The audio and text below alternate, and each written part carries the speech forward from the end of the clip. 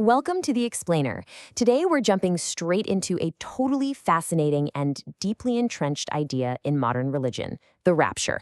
Specifically, we're going to be unpacking an investigation by Gospel Reclaimed into the actual origins of this doctrine. Now, if you follow this topic, you already know how powerful the imagery is. The concept of believers being secretly evacuated from Earth right before a massive tribulation. But where did that specific timeline actually come from? Well, let's dive into it. So the central question our source material tackles is just this.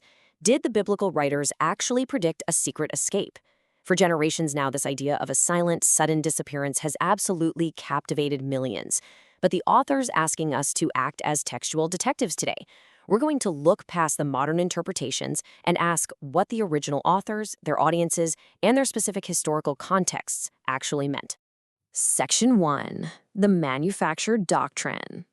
Our source kicks things off with a historical argument that might actually surprise you. The pre-tribulation rapture? It turns out it's not some ancient belief held by the early church.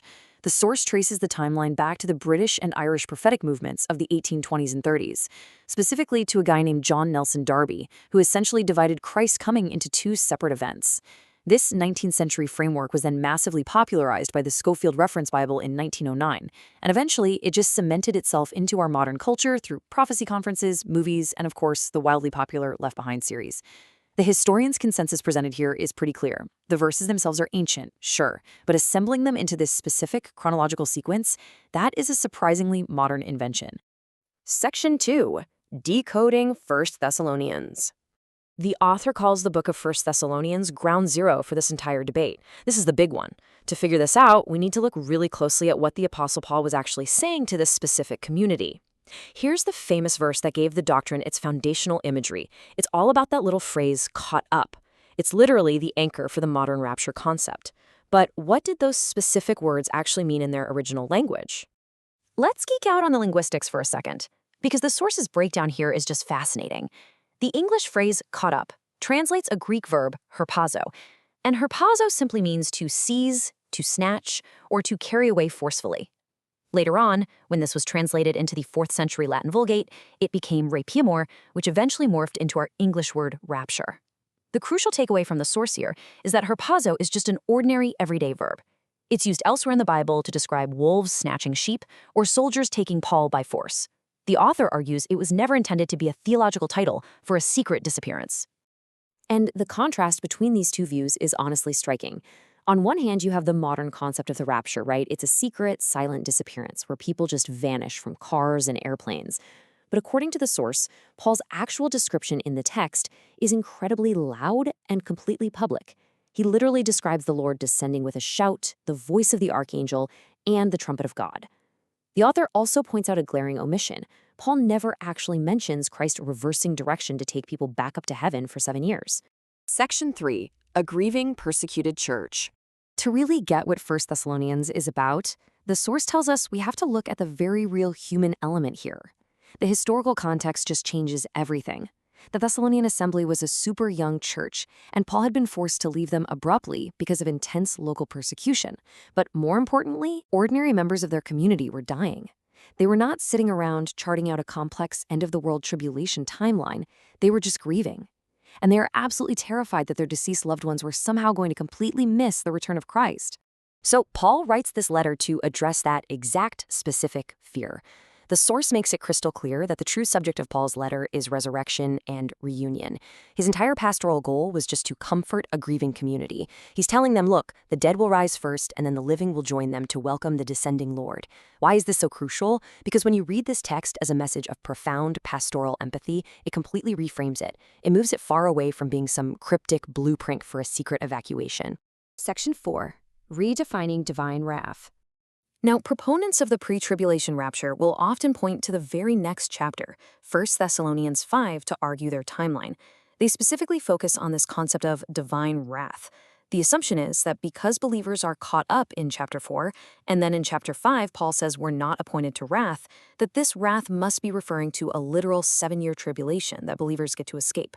But the author makes a brilliant observation here. Paul never actually defines this wrath as a global event. And he certainly never says that being delivered from it requires physically leaving the planet. we actually have to redefine this word based on the ancient Greek. The word translated as wrath is orge, and the source suggests we really need to stop picturing this as some uncontrolled outburst of divine rage. Instead, orge is the fierce movement of divine love and intense, passionate opposition to everything that corrupts, enslaves, and destroys creation. It is God's zealous opposition to unrighteousness. So being saved from orge is about spiritual deliverance and wholeness. It is not an evacuation flight off the earth. Section 5. The true blessed hope. So, if the meaning behind 1 Thessalonians and the rest of the biblical narrative isn't pointing toward a secret escape, what exactly is it pointing toward? Well, today the phrase blessed hope is often just used as a synonym for the rapture. But our source points us to this verse from Titus, which explicitly defines the blessed hope as the appearing of the glory of Jesus Christ. The Greek word used here implies a visible, public manifestation or disclosure. The ultimate hope is the full manifestation of Christ, not a secret, invisible removal of believers. The source is really asking us to weigh two completely contrasting worldviews here. On one side, you have this escape narrative. Believers are removed, and the earth is basically just abandoned to darkness and destruction. But on the other side, if you look at the prophetic visions found in books like Isaiah and Revelation, they suggest something entirely different. They suggest that God's light actually invades the darkness. His glory shines outward, and all the nations are drawn toward that light. According to our source, the divine answer to a dark world isn't evacuation, it's illumination. And when you zoom out and look at the wider biblical trajectory, a very distinct theme emerges. Acts speaks about the restoration of all things. Ephesians talks about all things being gathered into Christ. Romans says the creation itself will be liberated from the bondage of corruption. The author builds this incredibly comprehensive case, showing that Scripture's stated destination from beginning to end is reconciliation and renewal. It is absolutely not about God abandoning his creation. Instead, it all climaxes in this incredible, beautiful declaration from the book of Revelation. Behold, I make all things new.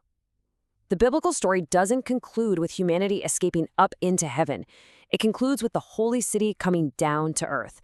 God's dwelling place comes to humanity to completely renew all of creation. It's a picture of ultimate triumph, not retreat. Which leaves us with a final, pretty provocative thought from our source material. If you actually shift your lens, if you move from a story of escaping a doomed sinking ship to a story of God restoring and renewing this world, how does that change your view of the future? And maybe more importantly, how does it change the way you live your life today? I highly encourage you to explore the source material further to see how all these historical pieces fit together for yourself. Thanks for joining me on this explainer, and keep asking great questions.